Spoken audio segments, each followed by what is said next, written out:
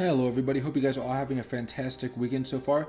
Looks like Bitcoin is turning pretty darn bullish on us right now, so it looks like we may have a chance to run up towards $40,000, so let's see how that may happen.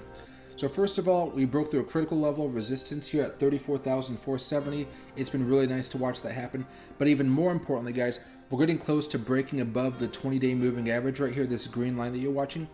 Every time we go above this green line, the moving average, you usually see a nice medium to large size green candle bar right here, right? You can see right here we had a medium sized one, here a much longer one, medium, and even going back in time a little bit, look at these massive green candles right there, and that's what we're looking to have right now. Green candle, nice green candle, even over here, green candle, even a nice long green candle right there, right? So that's what we're hoping is going to happen right now. That's what I see happening over the next few days, guys. So that could lead to a lot of your altcoins making some large moves as well. And the only thing that's going to happen after that, though, guys, if I pull up the path right here, or there's a good chance either today or tomorrow we're going to break above the 20-day moving average. Then we're going to hit the 50-day moving average, and that's where things get tricky. We might tap on it, break down to cool off, because, you know, of course you need to cool off. Shorts want to take their chance of making some money, right? And then from there, that's after, you know, closer to the end of the beginning of next week, or maybe the end of this weekend right here, guys. That's when you're going to see some big moves coming up right here, where we have the potential to go all the way back up towards 40,000 and tap on this trend line right here, right? Now this thing is pretty sturdy. If we manage to blow out of this thing, that could lead to some massive returns where we go back into maybe the low 40,000s, which would be fantastic. And in which case we have to blast through this level of 41,348 and eventually the 200-day moving average. But by then, we're going to be making so much profits off of buying down here, right? We won't even care if it decides to dip back down in the future or anything like that, right? So let's take a look over here. 5-minute chart. Look at this. A beautiful bounce right here. We broke through the resistance we held.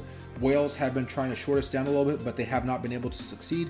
So what you guys have actually been seeing so far is, if you go to whale trades, a lot of the actual shorting positions have been getting closed. So that means shorts have been getting nervous, and it's so nervous that they're actually closing their positions, which means they're getting burned and they're losing quite a bit of money, which is amazing. I love when shorts lose money, especially when I'm on the other side of the trade, right?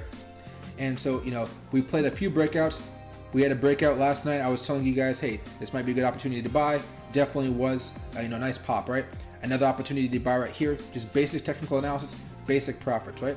And if you guys don't want to buy Bitcoin because the price action is not, the percentage-wise is not that much, trade something like Matic, ADA, or something that's a little bit more volatile. Right now, we're really looking at Ethereum Classic. That's been having a fantastic day as well, right?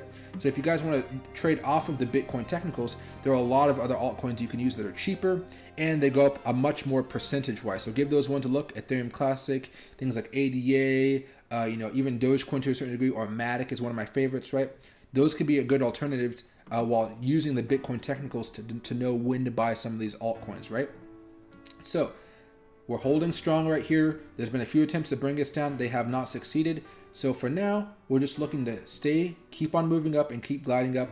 And that way, over the next 16 to, let's say, 36 hours, we're looking to blast above this 20-day moving average right here, which could lead to some good FOMO. But make sure you guys are buying really before the FOMO hits. That way you guys can sell during the FOMO levels and trade them off to some guy that is eventually going to become a bag holder, because your job is to only make profits, right?